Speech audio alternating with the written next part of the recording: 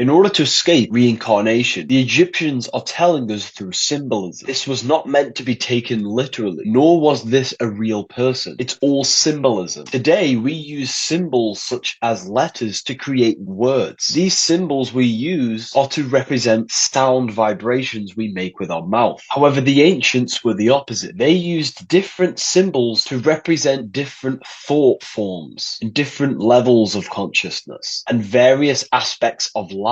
Here we see Anubis. Anubis is the ancient Egyptian god of the dead. Now, he was not a real god, but he represents death, an aspect of life that we will go through. Anubis depicted with these scales. On the left, we have a heart. On the right, we have a feather. And these scales are equal. They are balanced. This is an instruction for when we die, because consciousness is for eternal. Because consciousness is eternal. Our physical body is mortal. So the instructions are telling us to make our heart to be as light as a feather. Our heart represents our consciousness, our soul. Most people die with a very heavy consciousness. Their mind, their emotions are still attached to worldly things. They still desire money, fame while they die. And when we die in this state, our consciousness is very heavy, still having many attachments to our heart, which is the reason why many people reincarnate. Because in order to pass on to the afterlife, to the astral plane, and to ascend to higher realms of the astral, you have to give up the worldly pleasures of the physical material world. Because in that plane, you cannot fulfill your physical desires, and you will suffer if you cannot fulfill them. And you'll end up reincarnating back to the physical plane. So in order to ascend, your consciousness needs to be as light as a feather. Just like the Emerald Tablets of Thoth tell you, each soul is weighed as to its light. If found heavy, it must return to the lessons of the earth. If found light, it passes into freedom. The freedom is the astral plane, where you can think and manifest anything at the click of a finger. Whatever you think, you manifest. It's the plane of imagination, that screen in your mind. Your imagination is your biggest tool for when you die.